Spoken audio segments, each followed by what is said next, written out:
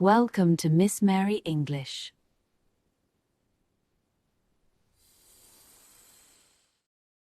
Hello, everyone, and welcome back to Miss Mary English, where learning English feels like talking with friends. I'm Mary. And I'm Jack. It is so wonderful to have you here with us today. Jack, can I ask you something before we start? Of course. What is it? Has this ever happened to you?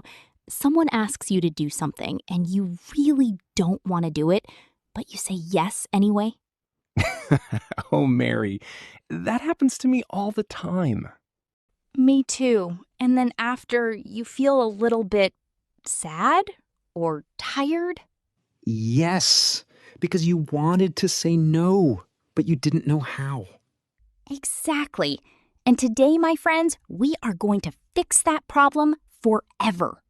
Today, we are talking about how to say no politely, kindly, and naturally in English. Because saying no is not rude. Saying no is actually very important. It really is. And by the end of this video, you will feel confident saying no to anyone. In English. And maybe in your life, too. Mary, why do you think people find it so hard to say no? I think we are afraid. We don't want to hurt someone's feelings. That's exactly right. We worry that if we say no, the other person will be angry, or they will not like us anymore. But here's the thing. When you always say yes, you become very tired. And sometimes a little bit resentful. Resentful. That means you feel upset inside, even when you are smiling outside. That is such a good word, Mary. Resentful. Yes. So today we learn to say no in a way that is kind, polite, and honest.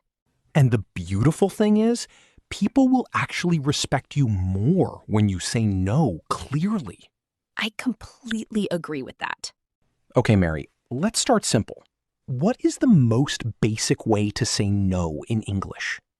The easiest one is, I'm afraid I can't. Oh, I love that one. It's so soft, so gentle. Yes. For example, Mary, can you work this weekend? And I say, I'm afraid I can't. It sounds polite immediately. You're not saying you don't want to, you're saying you can't. Exactly. And that little word, afraid, it shows that you feel bad about saying no. It shows empathy. Empathy. That means you understand how the other person feels. Beautiful word, empathy. And another simple one is, I'm sorry, but that doesn't work for me. Oh, yes. That is very natural. Can you come to the party on Friday? I'm sorry, but that doesn't work for me. It's honest, it's clear, and nobody can argue with it. Because you didn't say, your party is boring. You just said it doesn't work for you. Exactly. You kept it about yourself. Very clever. Jack, sometimes we want to explain why we are saying no. What phrases can we use? Great question. You can say, I wish I could, but... Oh, that one is beautiful. I wish I could, but I already have plans. You can hear the regret in that sentence. The person feels that you want to help, but you truly cannot. It keeps the relationship warm. Exactly. Another one is, I'd love to, but... I'd love to, but I'm not available that day. See? You started with something positive. I'd love to. That means I want to. But then but, and the reason. So the other person hears the positive first. Always lead with something warm. Then give your no. That is very good advice for life, not just English. I think so too. Okay, let's practice with a real situation. Imagine I am your boss at work. Oh no. Jack, I need you to stay late tonight. Can you finish this report for me? I'm afraid I can't tonight, Mary.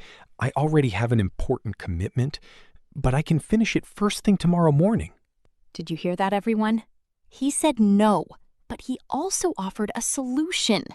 Yes, that is the secret. When you say no at work, always try to offer another option. It shows you are still helpful. You are just setting a boundary. Boundary. That means a limit, something that protects your time or energy. I love that word, boundary. It is a very important word in English. It really is. And in life. Now, let's try with a friend. Mary, you ask me to borrow money. Okay. Jack, hey, can I borrow some money? I'll pay you back next week, I promise. I really appreciate you asking me, Mary, but honestly, I'm not comfortable with that. I hope you understand. Wow. That was very kind, but very clear. Did you notice I said I really appreciate you asking me? That means thank you for trusting me. You started warm. Then I'm not comfortable with that. Not you are asking for too much. Not why are you always borrowing money? Just, I am not comfortable. It stays about your feeling, not a judgment of the other person. Exactly. And then I hope you understand. This shows you care about the friendship. Even though you said no? Jack, what if I don't want to give a reason? Do I have to explain myself every time? Absolutely not. Really? No means no, Mary. You don't owe anyone an explanation. So what can I say? You can simply say, that doesn't work for me. Short, simple, done. Or you can say, I'll have to pass on that. Oh, I'll have to pass on that. That sounds very natural, very casual. Yes. Like, are you coming to the meeting? I'll have to pass on that one, thanks. No reason, no explanation. Just, I will pass. And another one? Thanks for thinking of me, but no. Oh, that one is very elegant. You said thank you and then no in the same sentence. Yes, it's efficient and very polite. I like efficiency. Okay, let's try a harder situation. Someone is pressuring you. They won't accept your first no. Oh, yes, this happens a lot. Jack, come on. Just one more drink. Everyone is having fun. Don't be boring. I appreciate it, but I'm good, thank you. Come on, just one. It's a party. I understand, but my answer is still no. Thank you, though. Did you notice? He didn't get angry. He didn't explain himself. He just repeated his no. Calmly. This is called the broken record technique. Broken record. Like an old music record that plays the same thing again and again. Exactly. You just keep saying no in a calm, polite way until the person understands. And you don't need to get louder. You don't need to get angry. Calm is powerful. I love that. Calm is powerful. Mary, what about in professional situations, like an email or a business meeting? Great point. In formal English, you can say, unfortunately, I'm unable to accommodate that request.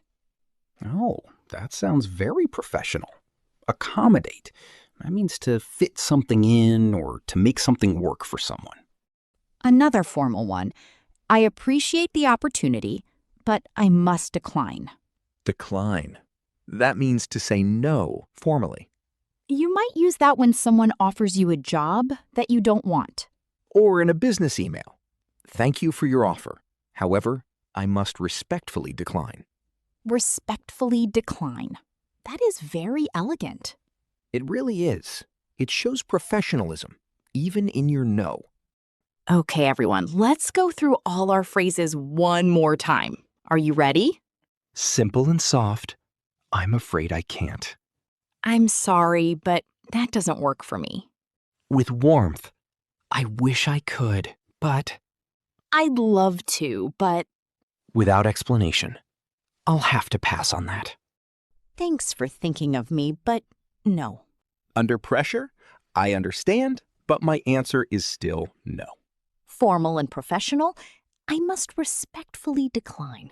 And my personal favorite, I appreciate you asking, but I'm not comfortable with that. These phrases, they are life-changing, not just in English. I really believe that. Friends, if you are still watching, we want to hear from you. Write in the comments, what is the hardest situation where you struggle to say no? Is it at work? With friends? With family? Tell us. We read every comment. And write the word boundary in the comments if you watched until this part. We want to know who is here with us. We really do. Your comments make us so happy. Mary, before we finish, I want to say something important. Of course. Saying no is an act of respect. Respect for yourself, and actually, respect for the other person too. Can you explain that? When you say no honestly, you are being real with that person. You are not pretending. You are not giving a fake yes. A fake yes is worse than a polite no. Always. Because the other person deserves your honesty. I think many people needed to hear that today. I hope so. So remember, everyone, no is a complete sentence. But a polite no is a superpower. A superpower. I love that. Well, I think we are coming to the end of our episode today. It always goes so fast. Don't forget to like this video. It truly helps us reach more learners around the world. Subscribe if you haven't already, and share this with one friend who needs to learn to say no. We all know that person. We really do. Goodbye for now, everyone. Happy learning. And remember, your no is valid. Bye-bye.